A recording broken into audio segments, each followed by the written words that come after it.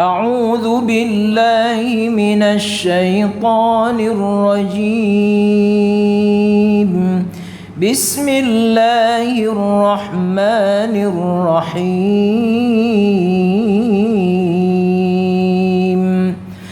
لهم ما يشاءون عند ربهم ذلك جزاء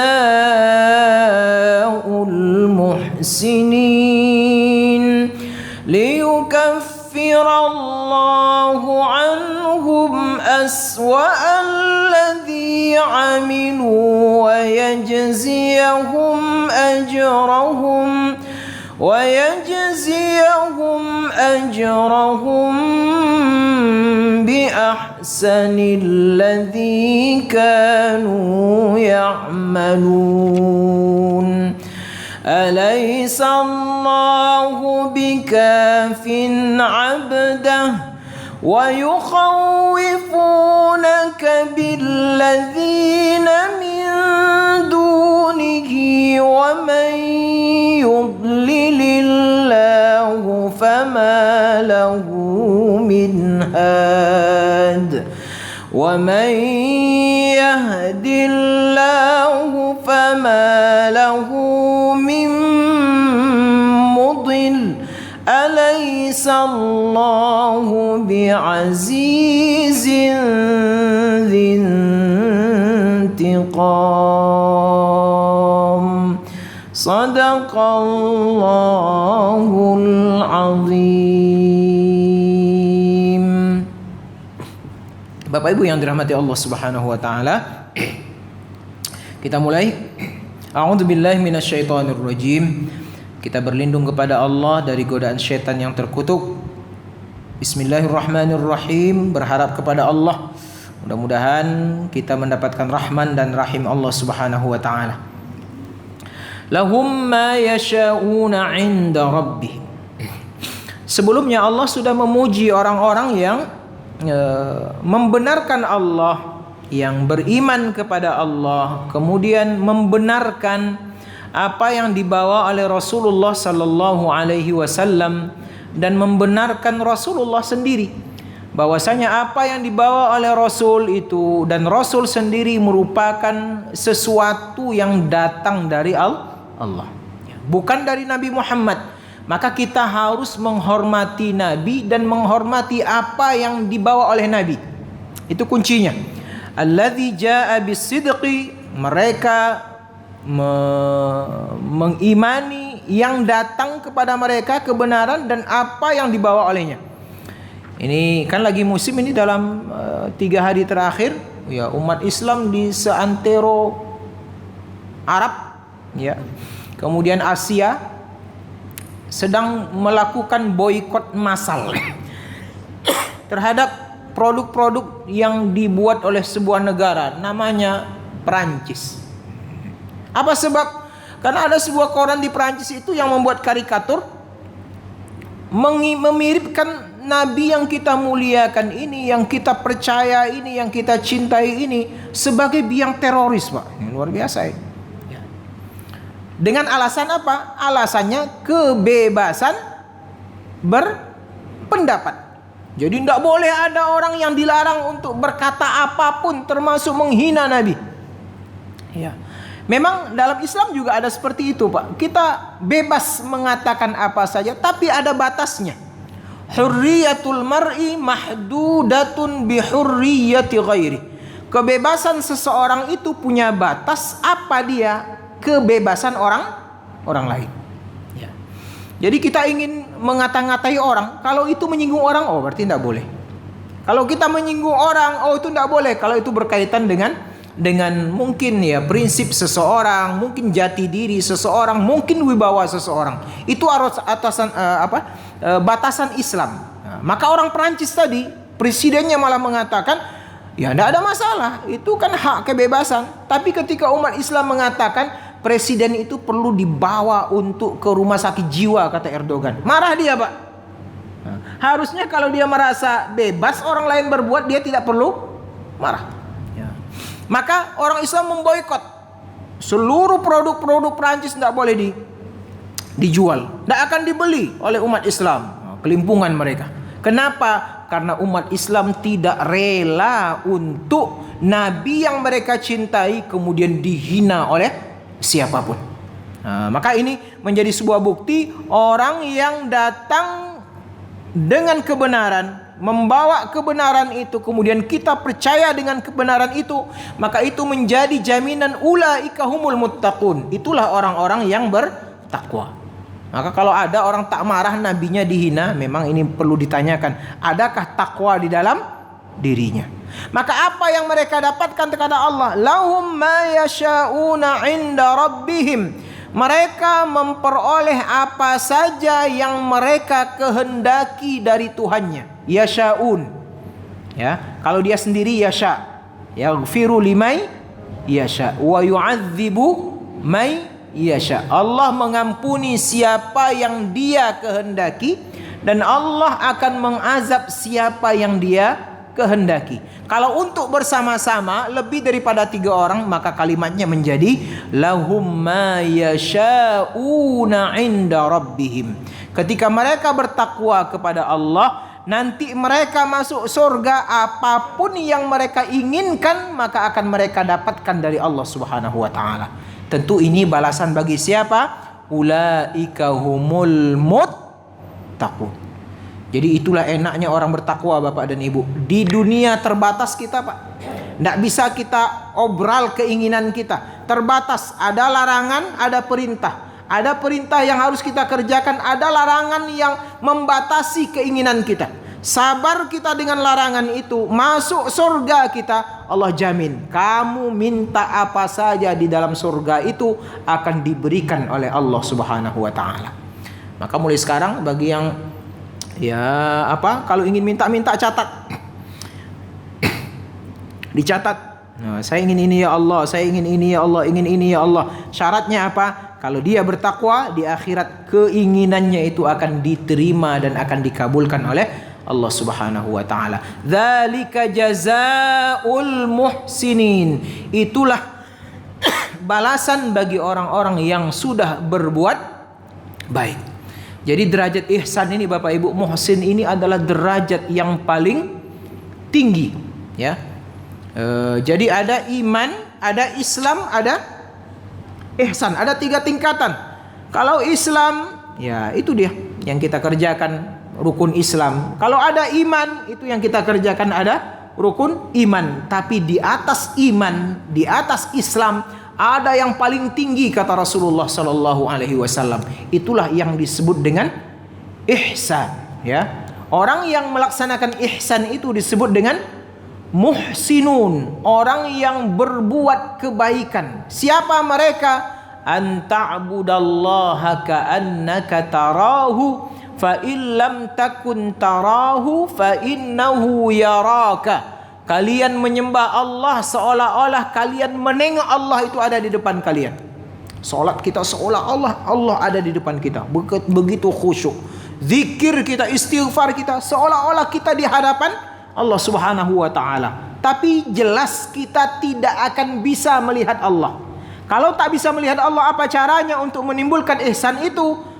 Rasakan, pasti Allah akan melihat kita. Maka itulah orang-orang yang disebut dengan orang-orang muhsin, yang setiap permintaan mereka akan dibalas oleh Allah di hari akhirat yang akan datang. Bapak Ibu yang dirahmati Allah Subhanahu wa taala, liyukaffirallahu anhum aswa'alladzi amilu. Kalau orang-orang bertakwa, orang-orang muhsin yang banyak berbuat kebaikan di atas muka bumi ini, mereka mencari pahala, mereka melakukan amal saleh, mereka mencari ridha Allah Subhanahu wa taala, mereka jauhi dosa, apa akibatnya? Liyukaffirallahu anhum, maka Allah akan yukaffir, akan menutup. Kafir itu artinya tertutup, Pak. Jadi Allah yukaffir, Allah menutup, Allah menghapus, Allah menghilangkan. Apa yang Allah hilangkan? Anhum, dari orang-orang yang bertakwa itu. dari orang-orang yang berbuat kebaikan itu, aswa alladzi amilu, segala perbuatan-perbuatan yang paling buruk yang pernah mereka kerjakan. Orang bertakwa tidak ada jaminan dia lepas dari kesalahan, Pak. Tidak ada itu. Karena Nabi sudah menjamin kullu bani adama khatta'un. Setiap orang yang bernama anak Nabi Adam, keturunan Nabi Adam, khatta'un, pasti dia akan bersalah. Ya.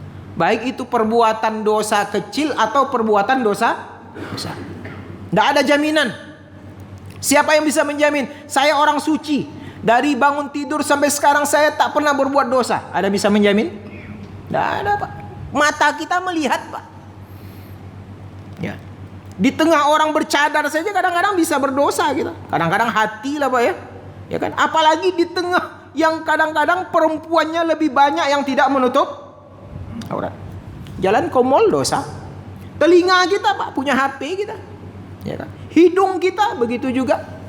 Ya, masuk kita mungkin ke bus, masuk kita mungkin ke kumpulan orang pesta nikah. Tidak mungkin hidung kita tidak mencium bau parfum seseorang. Oh, itu kan. Kalau mencium bau parfum lain bayangannya, Pak. Ya kan? Tidak ada yang bisa menjamin kita tidak berdosa. Tangan kita, mulut kita, kaki kita. Tapi Allah katakan kalau mereka bertakwa dengan takwa yang sebenar-benarnya, ketakwaan itu bisa menyebabkan Allah akan hapuskan seburuk-buruk dosa yang pernah mereka kerjakan. Itulah sayangnya Allah, Bapak Ibu yang dirahmati Allah. Asalkan kita memegang teguh ketakwaan tadi itu. Asalkan ketakwaan lebih dominan daripada kesalahan. Maka Allah katakan di sini, orang yang muhsin, orang yang bertakwa menjadi jalan untuk diampunkan dosanya oleh Allah Subhanahu wa taala, ya. Wa yajzihim wa yajziyahum, dan Allah pasti akan membalas ajrahum, balasan mereka, bi ahsanil ladzi kanu ya'malun, dengan balasan seperti apa? Ya, ini menunjukkan balasan Allah lebih baik daripada amal perbuatan kita. Ahsan, lebih baik dari apa yang kamu kerjakan. Kamu bersedekah 1.000 rupiah, Allah akan balas 700 kali lipat. Mana lebih baik? 1.000 rupiah daripada 700 kali lipat dari 1.000 rupiah sama dengan 700.000. Ahsan, Allah lebih memberikan ganti yang lebih baik. Apalagi kita berzikir menyebut nama Allah Subhanahu wa taala, ya, maka pasti Allah akan berikan balasan yang luar biasa. Kita salat sunnah sebelum subuh 2 rakaat, apa balasan dari Allah? Pahala yang lebih baik daripada dunia dan isinya. Ya kan? Kita salat, kita ulang-ulang nih, salat syuruk, isyraq, ya, itu sama pahalanya dengan umroh, Pak. Ahsan. Kita baca Quran alif lam mim, 3 huruf menurut kita, tapi bisa menjadi 30 pahala di sisi Allah Subhanahu wa taala. Begitu royalnya Allah untuk memancing kita. Wa qul ya'malu, beramal solehlah kalian, kata Allah. Ya, Pak, ya. Begitu baiknya Allah. Pasti balasan yang Allah berikan itu ahsan. Ahsanil ladzi kanu ya'malun. Tidak bihusnil ladzi, Pak. Kalau hasan itu mungkin dia sebanding. Ya, 3 huruf 3 pahala. Ya kan? Salat syuruk, ya mungkin dapat salat saja. Ternyata tidak, Allah balas setiap kebaikan kita itu dengan balasan yang lebih baik. Ya. Makanya dalam sebuah hadis Nabi mengatakan niat itu luar biasa. Kalau kita berniat kebaikan saja sudah Allah tulis 1 pahala. Kalau kita berniat buruk belumlah Allah tulis sebuah dosa. Kalau niat baik itu kita lakukan, maka Allah akan lipat gandakan pahalanya menjadi 10 kali lipat. Kalau niat buruk yang tertanam tadi kemudian kita kerjakan, berapa balasannya dari Allah? 1, Pak. Jadi untuk dosa Allah balas 1, untuk pahala Allah balas 10 kali lipat. Berarti baik atau tidak Allah ini, Pak? Baik, Pak. Ya. Berbeda dengan kita. Ada orang yang meminjamkan uang kepada kita 1 juta. Terima kasihnya berapa kali Bapak Ibu? Yang kita ucapkan, Mbak? Sekali cuman. Terima kasih ya Pak. Tidak pernah orang mengucapkan terima kasih, terima kasih, terima kasih 1 juta kali. Tidak. Beda Allah dengan manusia Pak. Yang kadang-kadang banyak itu kalau kita berbuat dosa kepada orang, kemudian orang maafkan kita, itu baru banyak terima kasihnya itu. Di stop polisi kita Pak, ditanyanya SIM kita, mana SIM Bapak? Tinggal di rumah Pak. Besok jangan ulang lagi Pak ya. Berapa kali terima kasihnya Pak? Berkali-kali. Makasih Pak, makasih Pak, terima kasih, terima kasih, terima kasih, terima kasih. Nah, jadi nampak di sini betapa Allah itu sayang kepada kita untuk memancing kita berbuat kebaikan Bapak Ibu yang dirahmati Allah. Puasa begitu juga. Haji begitu juga. Ya, al-hajjul mabrur laisa lahu jazaa'un illal jannah.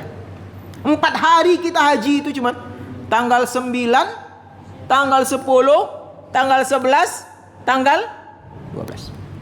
Tapi apa balasannya bagi orang yang hajinya mabrur? Surga. Ya Pak. Nah, oleh sebab itu ini menjadi sebuah dorongan bagi kita. Allah tidak akan pernah menyia-nyiakan amal kebaikan kita, dan Allah pasti akan membalas amal kebaikan itu dengan balasan yang lebih baik dari apa yang kamu kerjakan. Bapak Ibu yang dirahmati Allah Subhanahu wa taala, kemudian Allah katakan pada ayat yang ke-36, "Alaisallahu bikafin 'abdah?" Bukankah Allah itu yang sudah mencukupi hambanya? Ada beberapa makna bikafin ini. Ada yang memaknainya melindungi hambanya. Dalam sebuah terjemahan, kafin ini bisa bukankah Allah itu telah melindungi hambanya. Ada dalam satu bacaan qiraat, alaisallahu bikafin ibadah.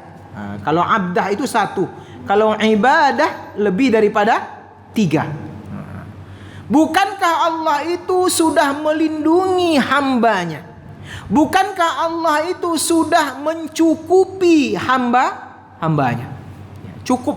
Siapa yang mencukupi itu? Itulah Allah Subhanahu wa taala. Maka salah satu zikir kita itu adalah Allahul Kafi. Allah itulah yang mencukupkan kita. Kafana bihadza. Cukuplah sampai di sini. Nah, itu ya.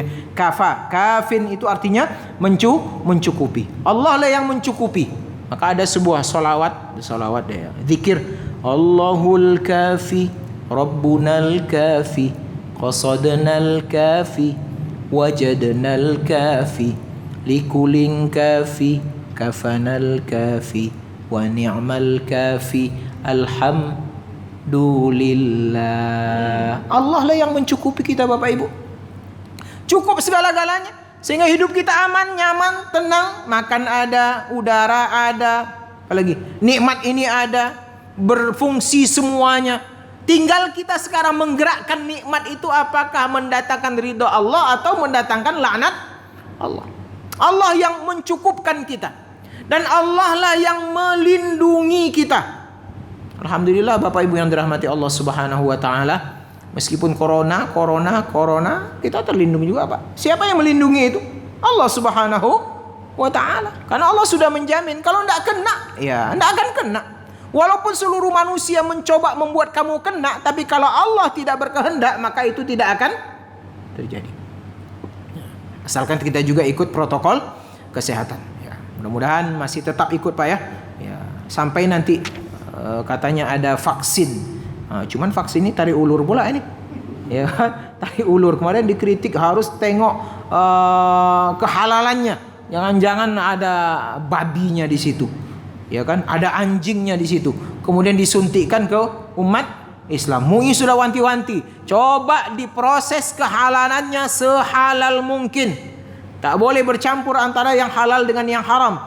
Ketika yang haram bercampur dengan yang halal, maka dia menjadi haram Pak. Innal halala bayyinun wal harama bayyinun. Islam sudah tegas mengatakan yang halal sudah jelas, sudah benar, sudah jelas, sudah tampak. Yang haram pun sudah tampak. Apa yang haram itu? Innama harrama alaikumul maitata, bangkai tidak boleh, waddama, darah tak boleh, ya, walahmal khinzir, tak boleh daging babi. Seluruh bagian daripada babi itu tak boleh. Kata para ulama, yang daging itu hanya simbolnya saja. Intinya tulangnya, kulitnya, bulunya, sumsumnya, lemaknya, yang namanya babi itu tidak boleh masuk sedikit pun ke dalam diri seorang muslim. Kalau mereka tahu, ya. Berbeda kalau mereka tidak tahu. Ini begitu hati-hatinya umat Islam dengan makanan itu. Jadi kita tengoklah nanti seperti apa program pemerintah itu divaksin. Ya, mudah-mudahan tidak ada yang mati yang divaksin itu, Bapak Ibu. Cemas pula kita. Di Korea Selatan ada sekian ribu orang divaksin, ada puluhan orang yang mati. Karena cemas itu. Makanya ada usulan kemarin, kalau bisa vaksin itu dimulai daripada yang paling atas. Presiden dulu yang vaksin. Ini kita jadikan kelinci percobaan, Pak. Ya, mentang-mentang kita sudah lah tua-tua misalnya kan. Bapak lah kan tak lama hidup ya Pak Le. Nah, jangan, presidennya dulu. Karena pemimpin yang baik itu kalau dia lapar, dia yang duluan lapar. Habis itu coba dengan wakil presiden. Habis itu Pak Luhut Panjaitan lah nomor 2, nomor 3. Rela kita. Yang keempat Pak Mahfud MD.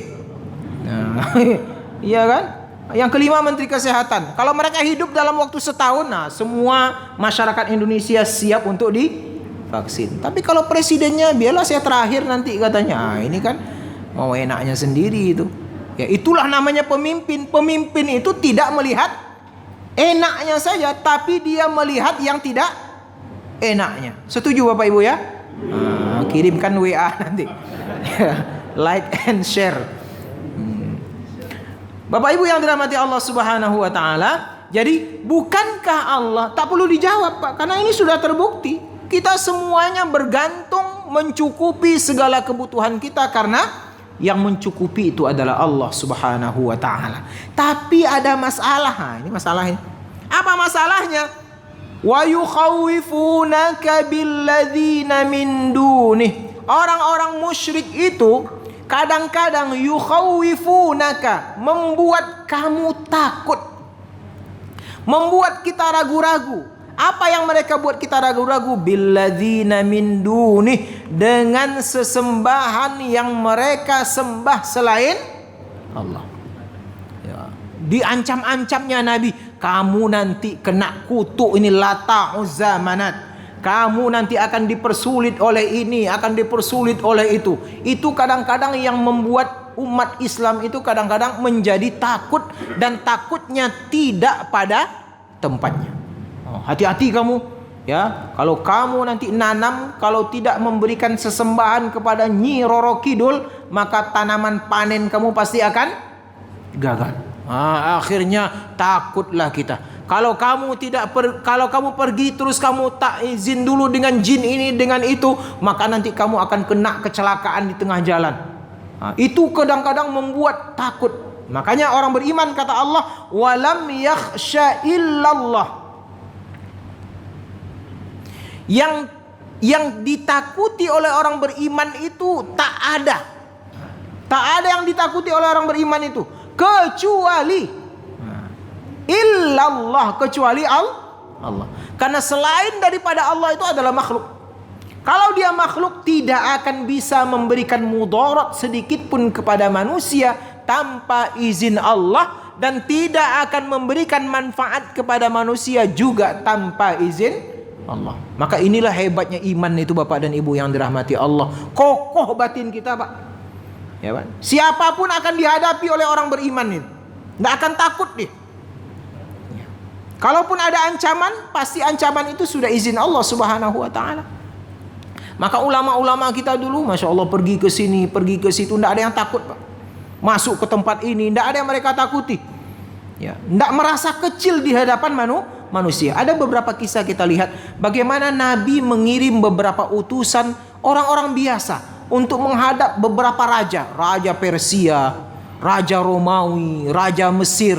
Itu yang membawa surat Nabi itu adalah bekas-bekas budak yang kemudian dimerdekakan oleh para sahabat, kemudian beriman kepada Allah, mereka kemudian dikirim ke situ. Tidak takut mereka. Oleh sebab itu, orang beriman tidak akan pernah takut dengan siapapun kecuali mereka hanya takut kepada Allah Subhanahu wa taala. Kepada polisi ya selama benar ya Pak ya. Takut berani karena benar, takut karena salah. Karena takut. Coba tengok para ulama kita. Pak Hamka, Buya Hamka, enggak takut dia. Oh, di penjara sebentar cuman. Pak Nasir sebentar cuman.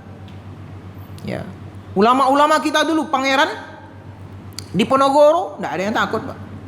Imam Bonjol, Tuanku Tambusai, itu bentuk-bentuk ulama dulu. Diasingkan, ada ulama yang lebih awal dulu, orang Makassar. Syekh Muhammad Yusuf Al-Makassari. Kemana beliau diasingkan? Ke Afrika, Pak. Tapi apa hikmahnya? Apakah mati Islam dalam diri beliau? Tidak. Ketika beliau sampai di Afrika, membuat berdakwah juga di Afrika, sehingga sampai sekarang banyak Muslim di Afrika Selatan. Siapa yang menyebarkan itu? Syekh Yusuf yang disingkirkan oleh Belanda. Ya, luar biasa. Nah, inilah hebatnya orang yang beriman kepada Allah, karena mereka tidak akan tunduk dan takut kepada siapapun, termasuk kepada sesembahan yang disembah oleh orang-orang kafir. Wa may yudlilillahu fama lahu min had. Dan siapa yang disesatkan oleh Allah, jadi kalau Allah sudah menetapkan si anu itu sesat, si anu itu tidak akan memeluk agama Islam, si anu itu akan berada dalam kekafiran, apa kata Allah? Fama lahu min had, maka dia sama sekali tidak akan pernah mendapatkan hidayah. Ya, karena hidayah ini mahal Bapak dan Ibu. Kita ulang-ulang kemarin kan, hidayah itu mahal. Karena tidak setiap orang yang akan diberikan Allah hidayah. Ya, innaka la tahdi man ahbabta. Sesungguhnya engkau, kata Allah kepada Rasulullah, ini Rasulullah ini bukan kita saja, Rasulullah tidak akan bisa memberikan hidayah kepada siapa yang dia kehendaki. Ya, cerita paling terkenal bagaimana Rasul meminta Abu Thalib untuk mengucapkan kalimat la ilaha illallah. Bisa diucapkan? Tidak, Pak. Menangis Nabi meminta kepada Allah, Allah tidak rela. Ya. Walakin Allah yahdi man yasha. Yang bisa mengucapkan kalimat iman ini, ya, la ilaha illallah, kemudian mereka beriman, kemudian mereka beramal saleh, kemudian mereka tunduk kepada Allah. Siapa mereka? Man yasha, siapa yang diinginkan oleh Allah. Kita bisa Pak ya, kita ucapkan la ilaha illallah. Kita tunduk kepada Allah, kita patuh kepada Allah. Walaupun kita katakan di awal tadi, tidak 100% kita akan terhindar dari dosa. Kita datang ke rumah Allah, Pak. Kita berdoa hanya kepada Allah. Kita meminta hanya kepada Allah. Kita melapor hanya kepada Allah. Ya, ada laporan, sudah saya sampaikan dulu. Kita ulang lagi. Ada laporan kita. Allahumma lakal hamdu. Ya Allah, Engkaulah pemilik segala pujian. Wa ilaikal mustaka. Engkaulah tempat kami untuk mengadu, ya Allah, segala kesulitan hidup kami, segala problem yang kami hadapi. Wa antal musta'an. Engkaulah tempat kami meminta tolong. La haula wa la quwwata illa billahil aliyyil azim. Inilah kalimat kata Rasulullah yang dibaca oleh Nabi Musa ketika di depannya ada laut, di belakangnya ada tentara. Nyawanya terancam, Pak. Kalimat ini kata Rasulullah yang dibaca oleh Nabi Musa, sehingga Allah kemudian memberikan solusi yang luar biasa. Apa solusinya? Terbelahlah laut merah. Allahumma lakal hamdu wa ilaikal mustaka wa antal. Ibu-ibu yang mencatat ya. Allahumma lakal hamdu wa ilaikal mustaka wa antal musta'an la haula wa la quwwata illa billahil aliyyil azim. Yakin Pak? Tawakal kepada Allah, serahkan kepada Allah, positive thinking kepada Allah, berbaik sangka dengan Allah, Allah pasti akan berikan solusi. Maka Allah katakan, orang yang mengatakan kalimat la ilaha illallah, tunduk dia kepada Allah, datang dia ke rumah Allah, mengadu kepada Allah, dia sujudkan kepalanya kepada Allah. Apakah ada andil orang lain? Tidak, Pak. Itu adalah orang yang dipilih Allah. Berarti kita yang ada dalam rumah Allah ini adalah mayyasha, yang dipilih oleh Allah. Bersyukur atau tidak karena iman itu, Pak? Bersyukur kita, Pak. Ya kan? Luar biasa ini. Maka nikmat yang paling besar itu kata Rasulullah adalah hidayatul Islam. Bersyukur kita, ya Allah, alhamdulillah saya dipilih jadi orang yang beriman. Karena tidak setiap orang yang dipilih oleh Allah Subhanahu wa taala. Ada tetangga saya yang pergi ke gereja, ada tetangga saya yang pergi ke kelenteng, ada mungkin kawan saya yang pergi ke pura, ada mungkin yang ke sini. Tapi alhamdulillah saya pergi ke rumah Allah yang bernama masjid. Ya. Karena siapapun yang sudah diberikan oleh Allah waktu, masa untuk menjadi orang sesat, siapapun tidak akan bisa menolongnya kecuali pertolongan itu datang dari Allah Subhanahu wa taala. Nah, Allah katakan pada ayat yang ke-37, "Wa may yahdillahu fama lahu mim mudil." Siapa yang telah ditunjukkan oleh Allah jalan kebenaran untuk mendapatkan hidayah Islam, jalan kebenaran untuk berjalan di atas siratal mustaqim, fama lahu mim mudil, maka tidak seorang pun yang bisa menyesatkannya.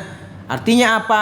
Yang membuat dia sesat itu adalah izin daripada Allah.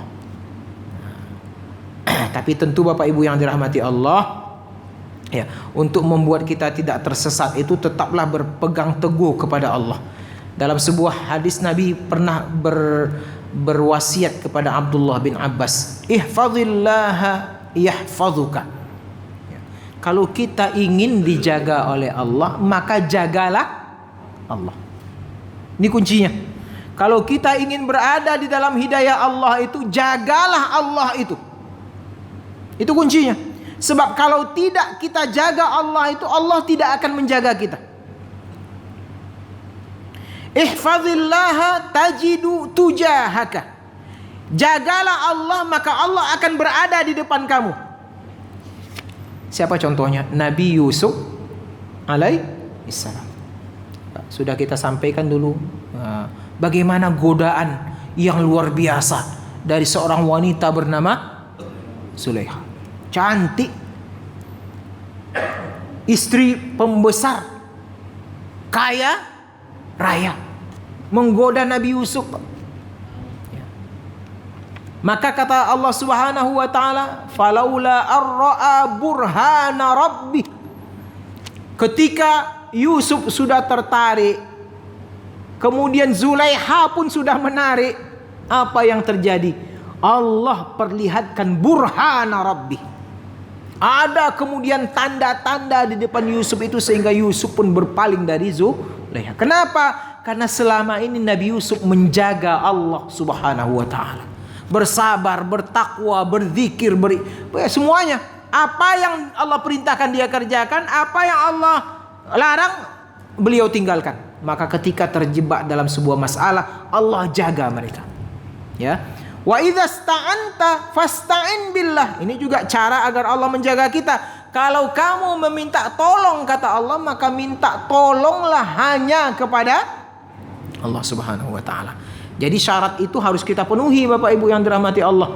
Tidak akan serta-merta datang begitu saja kecuali kita sudah penuhi syarat tadi. Wa may yahdillah, siapa yang dihidayahi oleh Allah, fama lahu mim mudil, maka tidak ada satupun yang bisa menyesatkannya. Alaihissallahu bi'azizin dzintiqam. Bukankah Allah itu adalah zat yang maha aziz, yang maha perkasa, yang maha kuat, dzintiqam. Dan Allah itu memiliki keinginan ya memiliki hak untuk membalas dendam, untuk memberikan siksa kepada orang-orang yang durhaka kepada Allah Subhanahu wa taala. Bapak Ibu yang dirahmati Allah Subhanahu wa taala, apa kesimpulan kita? Yang pertama, bahwasanya orang bertakwa, orang yang muhsin akan diberikan kesempatan oleh Allah meminta apa saja kepada Allah nanti di hari akhirat yang akan datang.